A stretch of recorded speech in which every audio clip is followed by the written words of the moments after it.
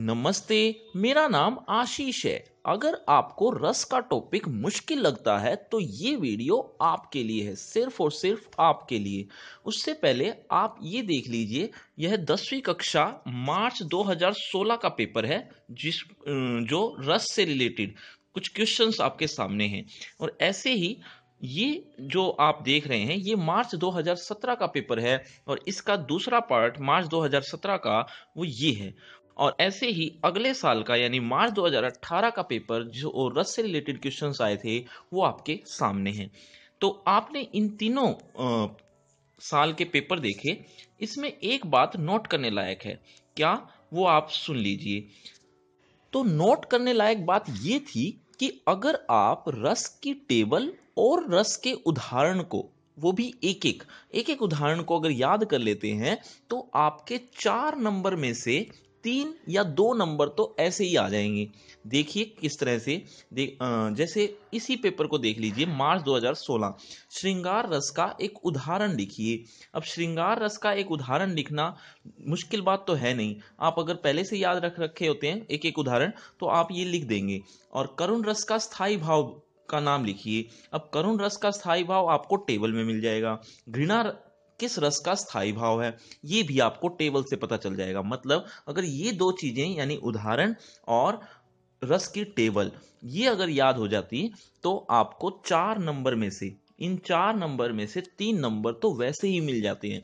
तो ऐसा ही अगले साल भी है, मैं आपको जरूर दिखाऊंगा। उससे पहले आपको ये बता देता हूँ, अगर आपको नहीं पता कि रस की टेबल क्या है या ये रस के उदाहरण कहाँ से मिलेंगे, तो आप इसी वीडियो के डिस्क्रिप्शन बॉक्स में देख लीजिए। आपको रस का एक वीडियो मिल जाएगा, उसमें टेबल भी है और एक एक दो दो उदाहरण या इससे भी ज़्यादा उदाहरण आपको मिल जाएंगे। जो आपको आसान लगते हैं वो उन उदाहरणों को एक एक दो दो याद कर लीजिए। आपके 4 नंबर में से 2 या 3 नंबर तो ऐसे ही आ जाएंगे।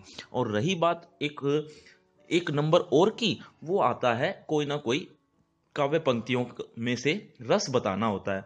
जैसे ये पहला प्रश्न देख रहे होगे, इन 3 पंक्तियों में इन 3 पंक्तियों को पढ़कर आपको रस पहचानना है। तो 1 नंबर इसका है। अगर ये भी कर लेते हो, जो आपको आपके लिए शायद मुश्किल नहीं हो, लेकिन अगर आपको मुश्किल लगता है तो 4 नंबर में से 3 नंबर तो आप इन में ही ले सकते हैं, जो मैंने अभी अभी थोड़ी देर पहले बताए।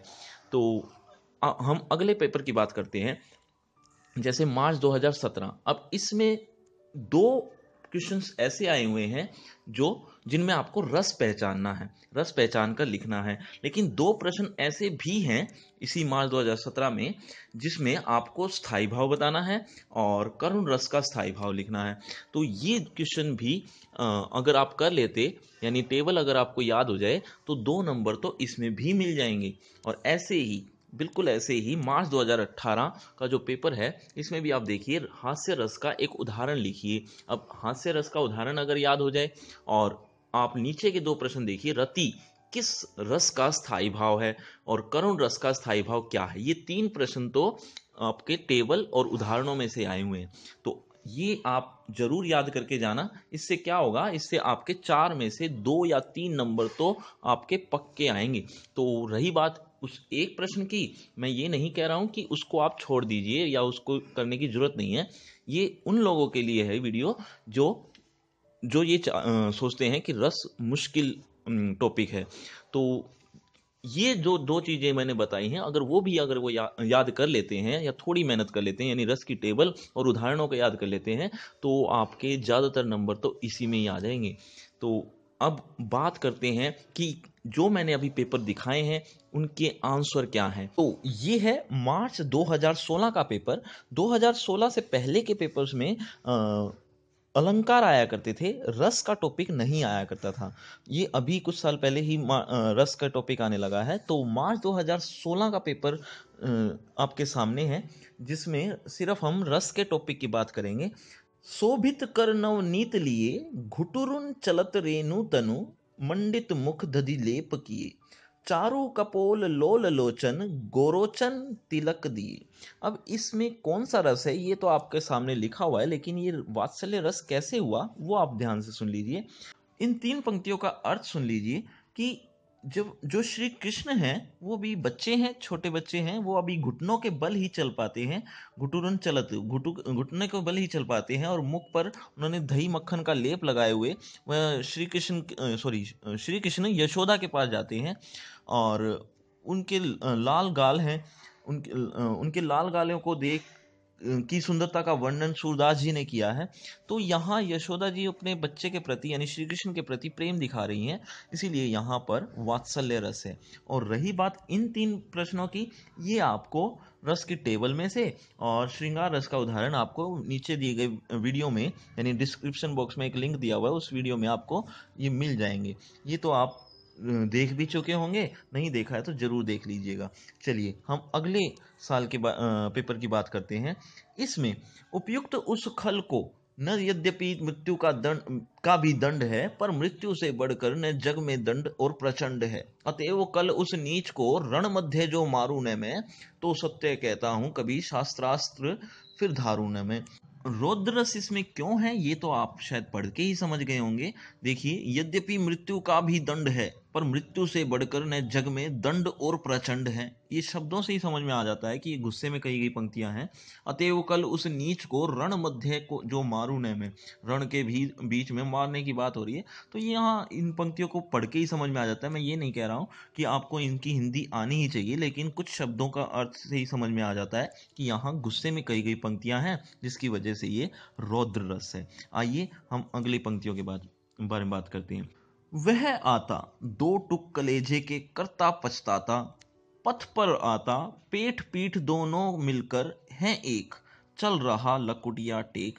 अब इसकी हिंदी से आप समझ जाएंगे कि यहाँ करुण रस है।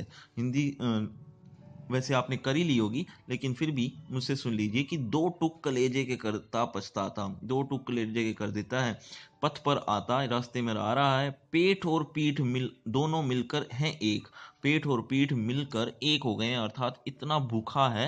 ये किसी भिखारी की बात हो रही है। हालांकि इन पंक्तियों से तो नहीं समझ में आता है कि किसी भिखारी की बात हो रही है, लेकिन आपको ये पढ़ने से शायद समझ में आ गया होगा कि पेट और पीठ दोनों मिलकर हैं एक। एक गरीब व्यक्ति की बात हो रही है जिसका पेट और पीठ दोनों मिलकर एक हो गए हैं, अर्थात अब उसका पेट इतना पतला हो गया है कि पीठ से जाकर लग गया है।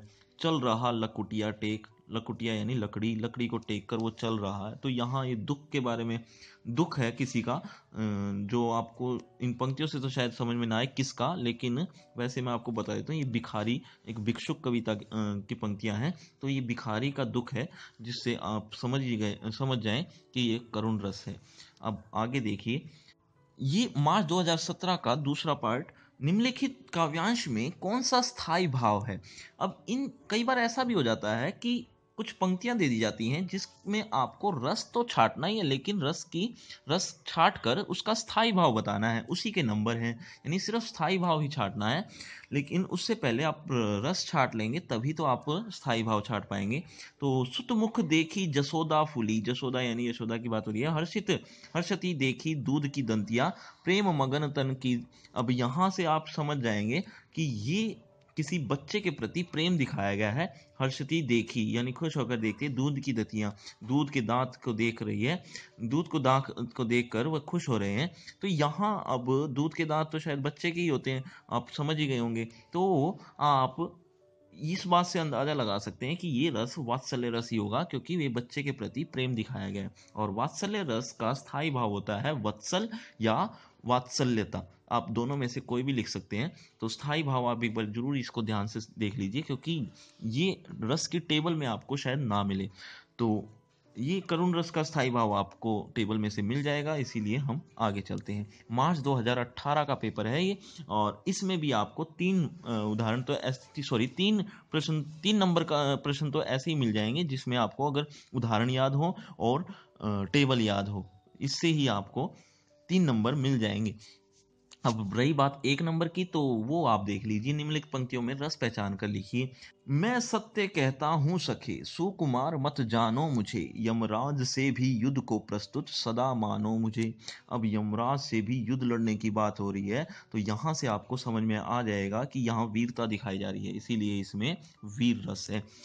और एक आखिरी बात, इस चैनल को सब्सक्राइब करने के बाद भी आपको इस चैनल के वीडियो देखने को नहीं मिल रहे या कम मिल रहे हैं तो सब्सक्राइब बटन के साथ इस बेल आइकन को दबा दीजिए।